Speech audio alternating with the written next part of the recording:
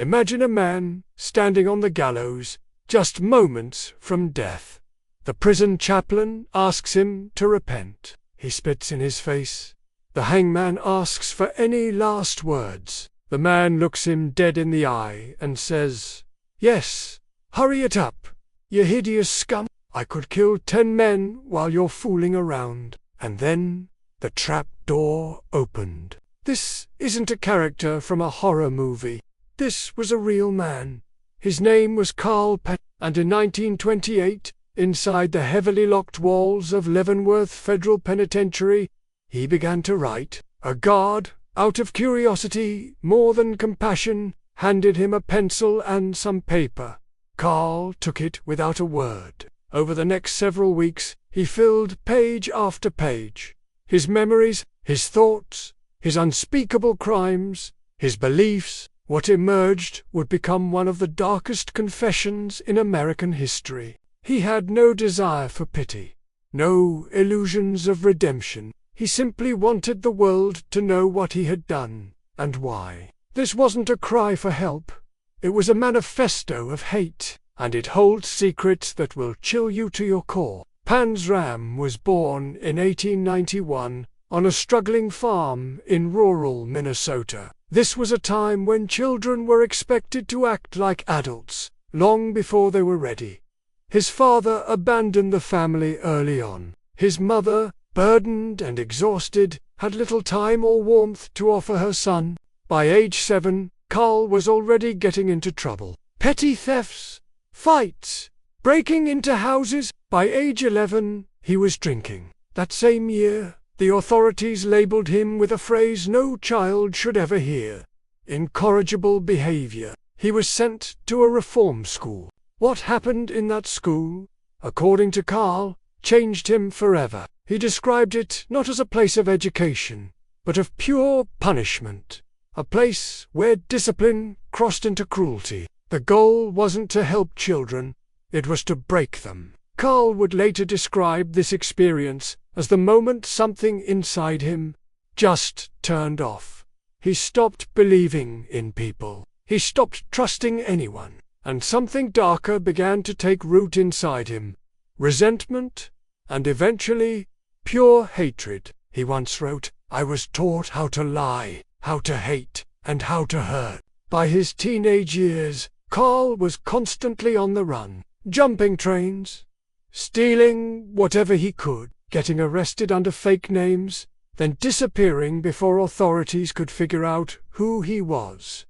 He became a drifter, traveling from state to state, always angry, always armed with a chip on his shoulder. But here's where Carl Panzram diverged from most criminals. He wasn't stealing to survive. He stole because he enjoyed it. He broke into homes, not just for the money, but for the thrill, and sometimes for pure revenge. One of his early targets, the home of a former U.S. president. Yes, Carl Panzram broke into the home of William Howard Taft. He stole money, valuables, and even a pistol. And what did he do with those stolen funds? He bought a boat, an actual yacht. He used that yacht to cruise up and down the East Coast. But this wasn't for sightseeing. According to Carl, this boat became a mobile crime scene. He would lure people on board with promises of work or shelter, and then they would vanish without a trace. Many of these disappearances were never connected to him at the time, but later he would describe them in vivid detail within his chilling written confession. Over the years, Carl traveled far beyond the U.S. He drifted through Mexico, Europe, and Africa, always under different names. In each new place, the pattern repeated: theft, violence, then disappearance. He claimed to have committed crimes in at least a dozen countries. Most were never officially verified, but the disturbing consistency of his stories, the specific locations, the eerie they all suggest that, at the very least, he wasn't fabricating everything. He was arrested numerous times, under dozens of aliases, but every time he was locked up, he found a way to escape. In one instance, he bent the metal bars of his jail cell, using just his body weight and brute force. In another, he faked cooperation long enough to steal keys from a guard. He was like a ghost, appearing in one city, vanishing in the next. And with every escape, he seemed to grow bolder, more ruthless, and even more committed to his personal mission, to cause as much chaos as possible. Eventually, though, even Carl ran out of luck. In 1928, after being arrested for burglary in Washington, D.C., he was finally identified, and he was sentenced to a long prison term at Leavenworth. But this time, something was different. Maybe he knew he wouldn't get out. Maybe he didn't want to. He started to open up, not to the prison system he so despised, but to a young guard named Henry Lesser. Henry treated him like a human being. Henry gave him writing supplies, and he asked Carl to tell his story. What came out was more than just a memoir. It was a psychological profile of a man who had completely disconnected from society. He wrote candidly, with no apologies. He described his crimes not as mistakes, but as choices. He explained how he had come to see life as nothing more than a game of power, where causing pain was the only thing that ever made him feel alive. He famously wrote, "I don't believe in man, God, nor the devil. I hate the whole damn human race." What makes this confession so chilling isn't just what Carl did. It's how incredibly self-aware he was about it. He knew exactly what he had become. He chose it. He embraced it. He once said, "For all these things, I am not in the least bit sorry." His only regret, he claimed, was that he hadn't killed more. In the early 1920s, as America was roaring with jazz clubs and the rise of gangsters, Carl Panzram was operating like something far darker, an invisible predator, slipping through cities like a shadow. He wasn't flashy. He wasn't looking for fame. He was driven by something else entirely. Destruction for its own sake. There's one story, barely mentioned in official reports, that stuck with those who study his life. In 1920, somewhere near New York, Carl lured a young sailor to his yacht. That same yacht he'd bought using stolen money from Taft's house. The boy was looking for work. Carl offered him food, drink, and a bunk for the night. By morning, the boy was gone. Carl claimed he killed him, tied a weight to the body, and dumped it into the Atlantic. When asked why, his answer was simple. He was there. That's what made Carl so terrifying.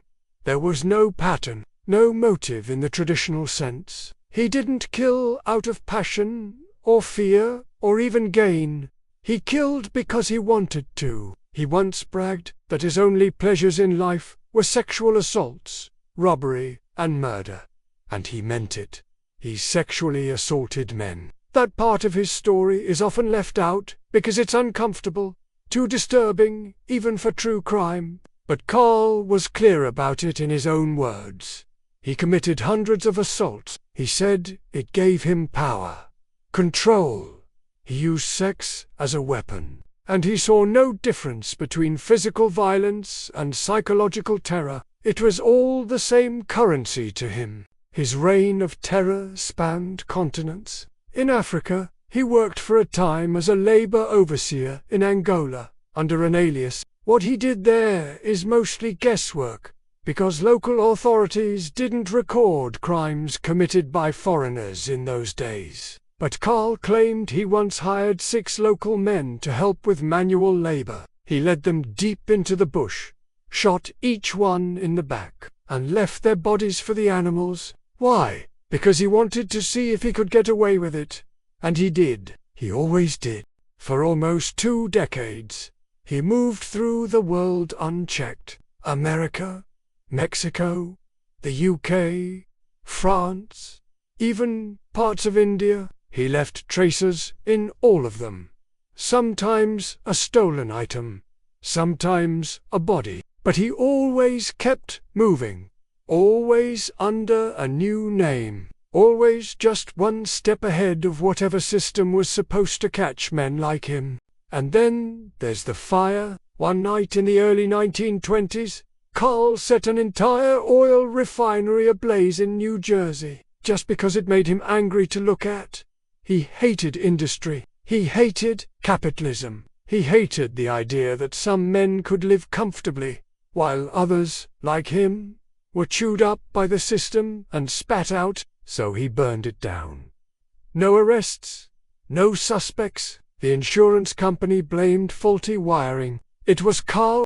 In his writings, there's a chilling passage where he talks about how easily he could have become something much bigger. He said if he'd had more education or resources, he would have made explosives, planted bombs, and wiped out entire cities, not for a cause, not for politics, just to watch the world burn. His words, not mine. He wrote, "If you people had what it takes to see the inside of me, you'd hang me 1,000 times." But maybe the most disturbing part of all this is that he wasn't insane. He wasn't delusional. Every word in his manuscript is articulate, deliberate.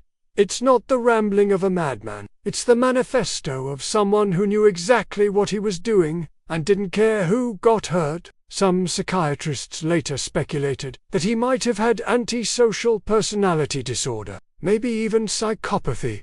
But Carl rejected all that. He didn't blame his brain. He blamed people. He said, "I was no different than any other boy, but I was treated like an animal and I became one." It's impossible to say how much of his story is truly accurate. Carl was a liar by trade and by instinct, but the way he tells the story, the consistency, the detail, the lack of exaggeration in places where you'd expect it, it has the cold ring of truth. There's a passage where he talks about being whipped in reform school as a child, how they'd beat him with leather straps soaked in salt water, how they'd tie him to a wooden board and leave him in the basement for hours. He said the only thing he learned from school was how to hate the people who ran it. He once wrote, "Every time they beat me, I got tougher. Every time they punished me, I learned how to hide what I was becoming." And what he became was a storm. One man against the world. It's worth noting that Carl had no close friends, no partners, no gang. He worked alone. Always. That's rare in the world of crime. Even the worst serial killers usually have someone they trust, someone who helps them hide. Carl had no one. He wanted no one, and in some twisted way, that made him even more dangerous. Even his final friendship, if you can call it that, was strange. Henry Lesser, the guard who gave him the pencil and paper, saw something human in him. Maybe he thought he could reach Carl, maybe even change him. But Carl made it clear he wasn't interested in changing. He only wrote because it gave him something to do before he died. And yet, he did open up. He told Henry things he'd never told anyone else. That's why the manuscript exists. It was written in secret, over several months. While the other prisoners rotted in their cells, Carl would scratch his thoughts out late at night, then hide the pages under his mattress. When he filled one sheet, Henry would smuggle in another, and slowly, Carl built a document unlike anything else in American criminal history. A raw, unfiltered account of one man's descent into total nihilism. In one of the last chapters of his life, Carl committed a final act of violence inside the prison walls. A dispute with a staff member turned deadly, and Carl was sentenced to death. When asked if he wanted to appeal, he refused.